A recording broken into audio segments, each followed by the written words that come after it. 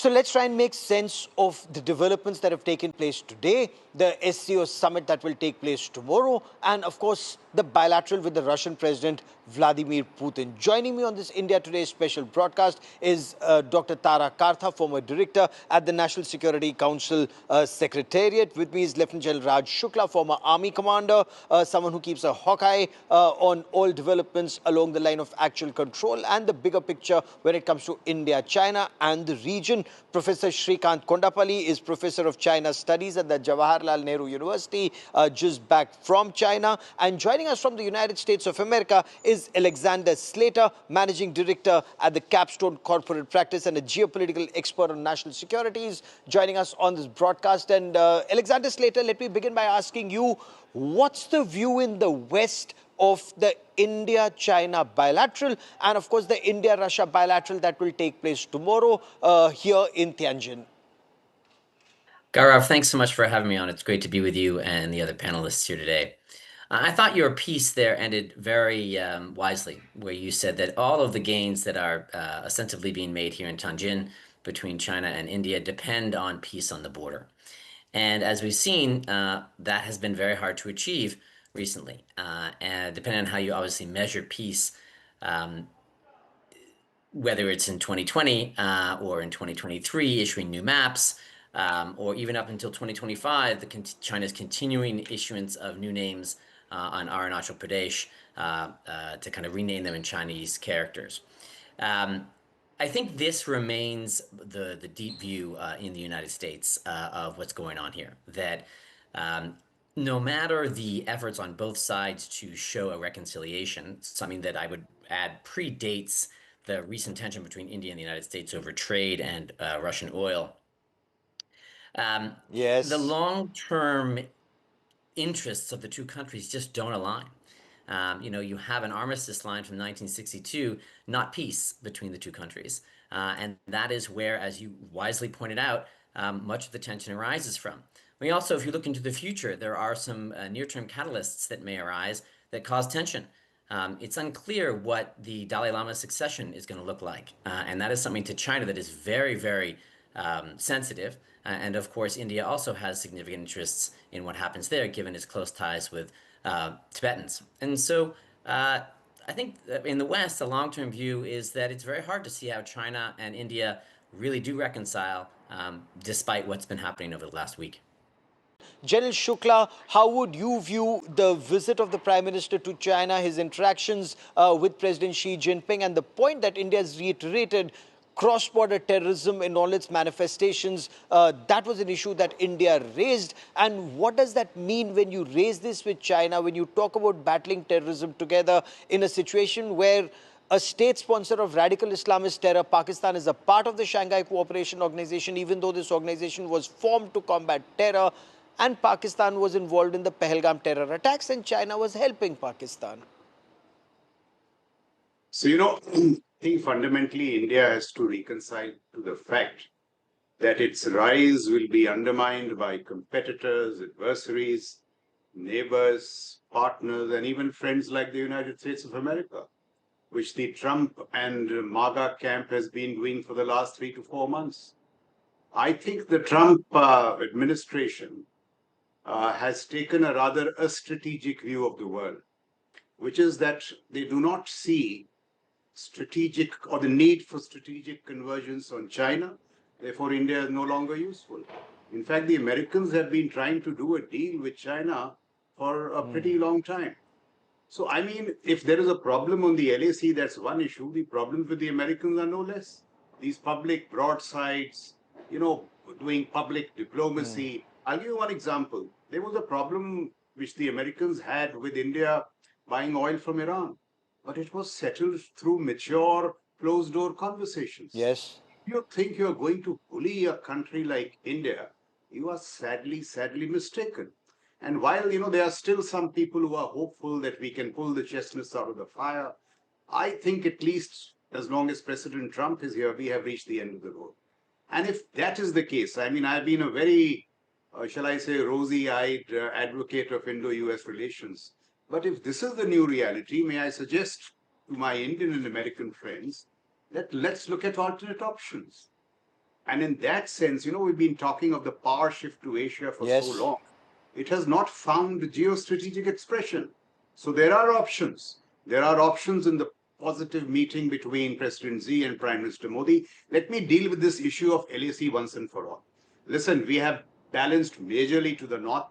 We can take Okay. some host of technologies, and I'm confident we can produce what I call fail-proof deterrence along the LAC. This business of holding the larger Sino-Indian relationship with all the implications on trade, investment, commerce, EV sector, pharma, so on and so forth, cannot just go on. So we have to take our chances with China.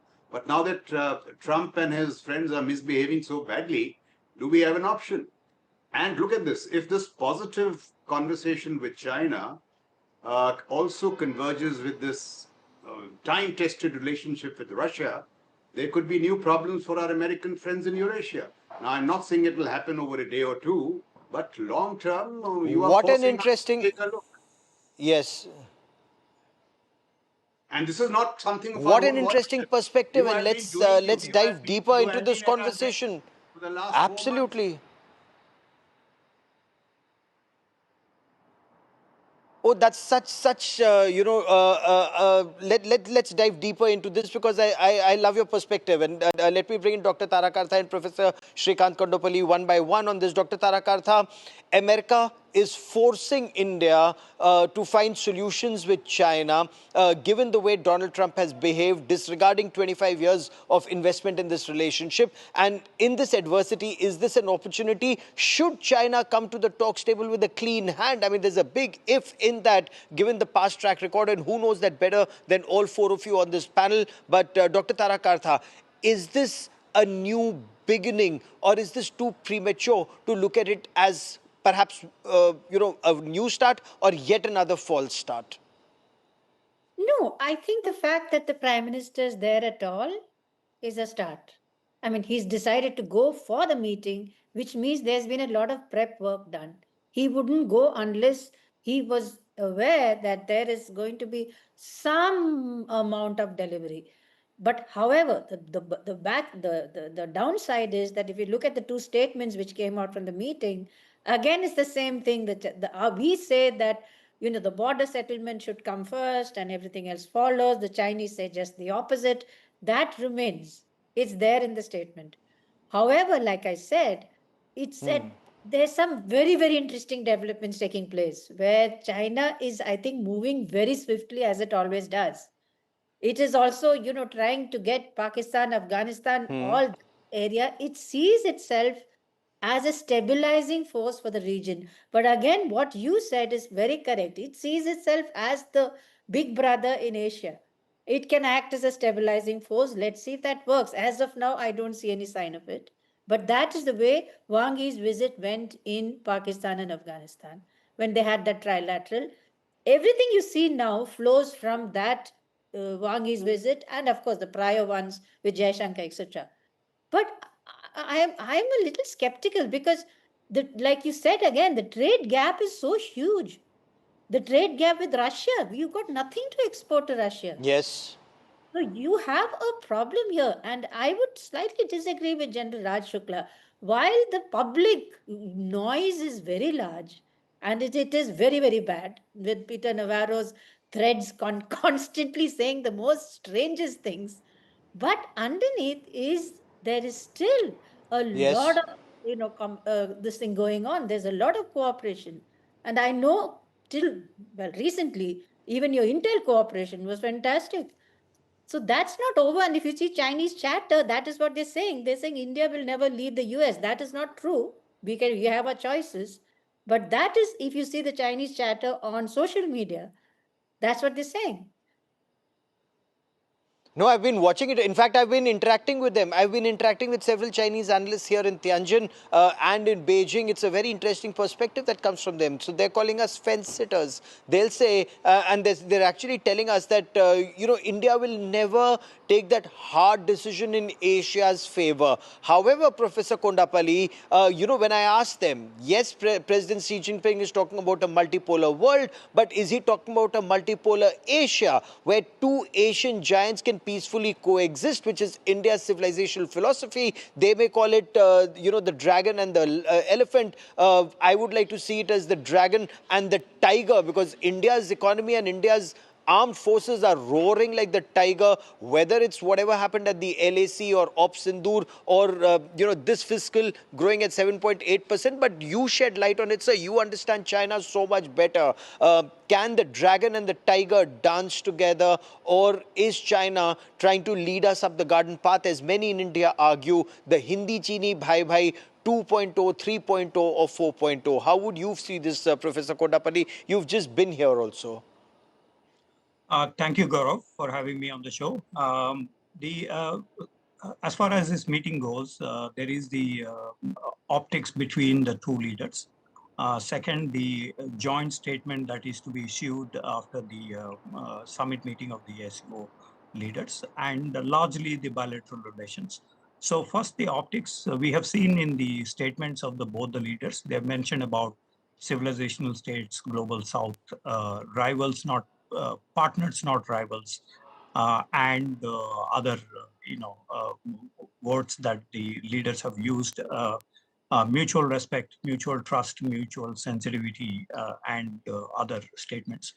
Now, in this background, we can say that there is still a kind of stalemate in the bilateral relations, but in a positive direction, not in negative, because they are talking to each other. So this is one broad observation that can be made out of this. Second, you will see in the joint statement no reflection of the Indian feelings on terrorism issue, on the CPEC BRI related matter. Prime Minister Modi spoke in Qingdao meeting of the SEO before 2018, where he mentioned about the CPEC has violated of Indian sovereignty. So we will see a reiteration of this, which means that there is no progress in the bilateral relations because China is going ahead with the China-Pakistan economic cooperation, the corridor. So we will see this. In the long term, 2.0. The bilateral relations looks like going on a steady path with the post-Galwan as the background. In terms of what you mentioned, there is also the Indian statement, Prime Minister's statement, including multipolar Asia. That means that there is a concern, because China is focusing mainly on the global multipolarity, meaning essentially an anti-US position, while India is mentioning about multipolar world and a multipolar Asia. When you look at the Chinese position on water issues, it is unilateral.